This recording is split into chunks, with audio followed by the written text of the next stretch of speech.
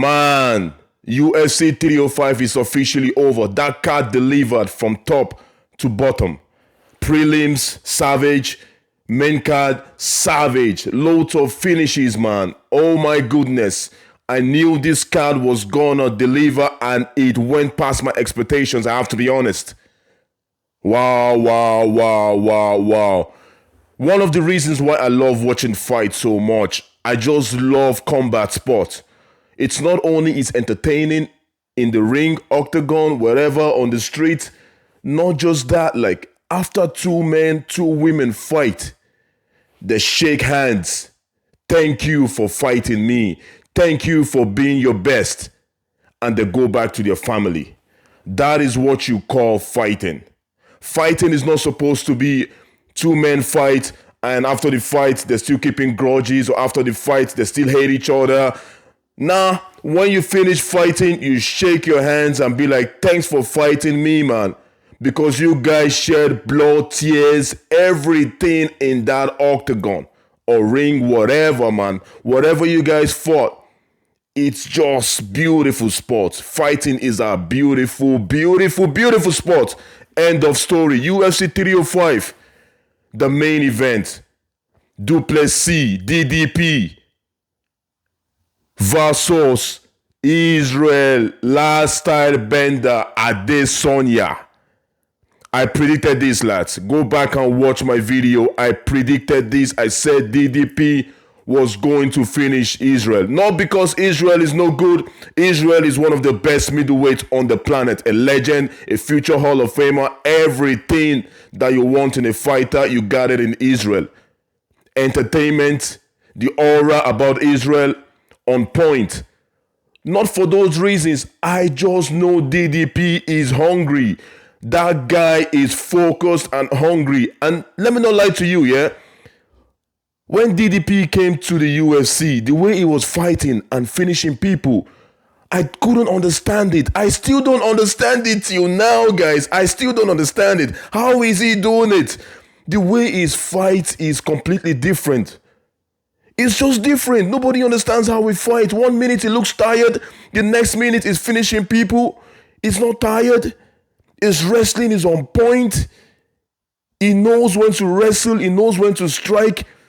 He's striking with the best of the best, like Israel, standing with Israel and striking mano on mano. He knew when he was in trouble in the second round. He started going for the takedown. That is a complete mixed martial artist at his finest. Let me not lie to you. Like, this guy keeps winning. What else do you want the guy to do? He keeps winning and winning and winning. It looks like he was in trouble once or twice. It looks like Israel was getting him. You know what I mean? Israel is a good kicker. Israel was getting on the body. He was targeting the body all day long. I was beginning to get worried. I was like, not get worried, but I was beginning to get worried for DDP. I didn't really care who won. I just making predictions. So I like both guys as well. So I was beginning to get worried anyways about the body shot that he kept taking. I was like, how is he going to survive this? He can't take so many of those. A big guy like Israel, precise. He wasn't even head hunting anymore. He was just going for the body. Like, Israel was just tapping him on the body. I was like, how long is this gonna go? The guy knew what he was doing. He is just a very difficult fighter to understand. I still don't understand the technique behind DDP, but all I know is the guy is winning. His strength, his striking is not bad, guys. His striking is not bad. His wrestling and his finishes, man. The guy finishes people. The guy doesn't waste time. He doesn't do point fighting. He's not a point fighter. He just wants to finish. Of course, he's not just going to go helter-skelter and just start fighting. He knows when to strike. He knows when to back off a little bit. You know what I mean? Hands up all the time. Traditional fighter, DDP. Hands up all the time. There's no time you see his hands down. Always protecting those chin, man. Always, man. Look, I'm telling you one thing. It's going to be hard to get that belt from that guy. It's going to be hard to get that belt from him. You can. I'm not saying you can't, guys. Don't get me wrong. But it's going to be hard to get that belt from that guy. And what do you want to see about the finish? What do you want to see about the finish? Israel was tapping him up. Like, I was like, and it looked kind of, I wasn't sure what was going on. I was like, okay, I'm so used to DDP at this moment. that even when he's in trouble a little bit, I'm like, the guy can come back. He's done it over and over and over again. Like, he looks tired, but he's not tired. Like, the guy knows what he's doing. That is just his style of fighting. A pure brawler technician. A brawler technician. Actually, that's a good word for him. And a damn good wrestler as well. Finishers. Look at what he did. Immediately, that split second, he got Izzy onto the floor. Went for the neck immediately. Had his back. Went for the neck immediately. He knows where the neck is. Like, he was looking for that even in the earlier rounds. If you guys remember, I thought he was going to get it. He went for the neck immediately, rolled around with Izzy, had the other hook in. He only had one hook in at the time. Pulled the other hook, and there she rolls by rear naked choke. Finished Izzy, rear naked choke. Got the tap from Izzy. Any man on the planet would tap to that. A rear naked choke is one of those finishes whereby it doesn't matter your size, how tough you are or whatever. Once it's synced in, you're gone. Come on, it's the neck, the throat. Like, once it's synced in, you're gone. Whether you tap or you don't tap, you fall asleep, whatever you want to do, pick your poison. The fight is pretty much over once you get a rear naked choke synced in. And that was exactly what DDP did. Fair play. And what I loved about it as well, as I mentioned at the beginning, what I love about fighting, the two boys squashed the beef. At the end of the day, this is business. This is business at the end of the day. I signed a contract, you sign a contract. That is it. We make money, I make money. Whatever. I want to see who is better on that night. And DDP was better on that night. Even Izzy said it. Very beautiful post-press conference. Everything was on point from the two guys. Respect. That is the main thing about the sport. Respect. And I have to give it to the two boys. What a great main event. Great main event. And then the co-main event then, Kaka Francis taking on Steve Osek. Guys, I knew Kaka Francis was going to win this. But not that easy. I'm not going to lie to you. The overhand right that he got Steve Osek with in the first round, I was really surprised. I thought this fight was going to go second round or third round. I'm not going to lie. Because I have so much hopes on Kaka Francis. I thought he was going to be a champion at this stage, but he lost his championship bout. There's no problem about that. You go and you come back, and that was exactly what he did. And now that he is one of the top guys in the division, it's only a matter of time before they give him the title shot. They might give him another fight before the title shot, or they could give him the title shot immediately. But either way, he's on the right path. Kaka Francis, that guy's power. What can you see about his power?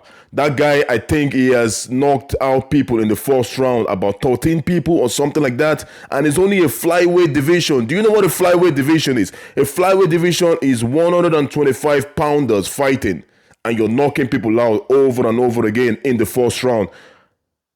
13 times, I think. I think this might be the 14th time, if I'm not mistaken. But either way, that guy is a knockout machine. And I'm looking forward to see what happens to him next. And Steve Osek is not over for the guy. Very technical fighter.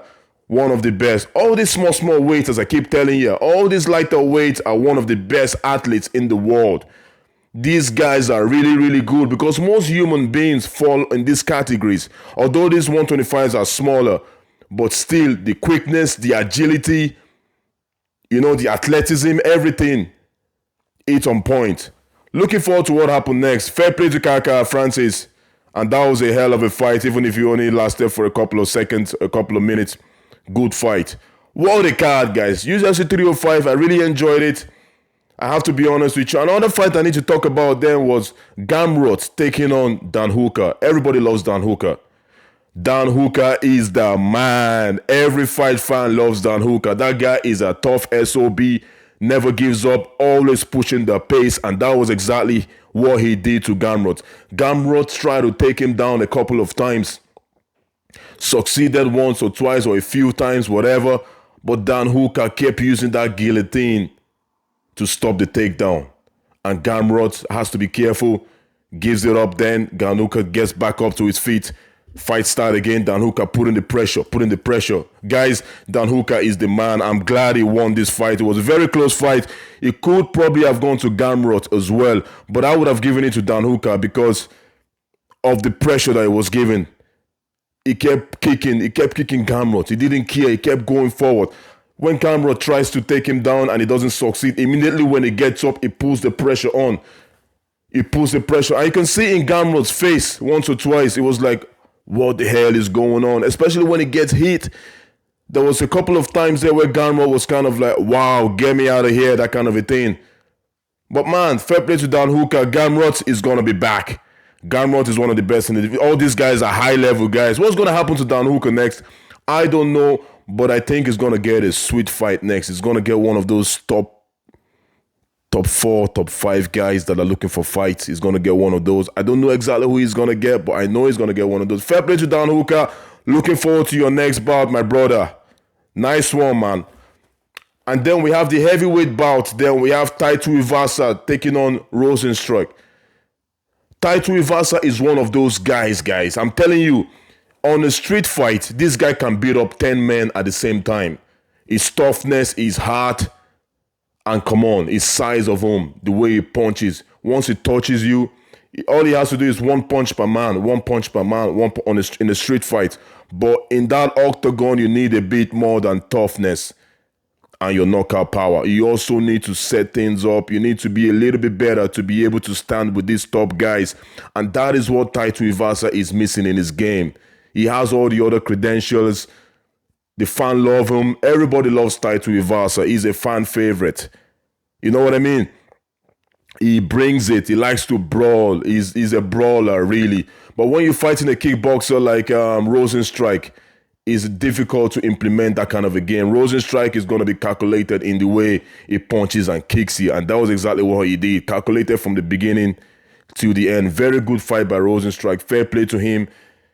Deserves the win. And I'm looking forward to see what happens to Rozenstruik and also Taito Ivasa. I hope he remains in the UFC. The last fight I'm going to mention now is the very first fight of the main card, which is Liu Jin taking on Charles Prates. Guys, I love when I see prospects coming up. There's nothing better. One of the best exciting things in watching and keeping up with all these fighters from the prelims and coming up is when they start getting to the main event. And when they start getting to the main card, the main event, you know, they start moving up, you know the way it stages as it goes in stages, and they start getting on their own show then, you know what I mean? They'll be headlining fight nights and stuff like that. I can pure see Charles Prates headlining a fight night in the next 2 or 3 fights, something like that, because the guy is a knockout artist, very entertaining. Dana White loves guys like him.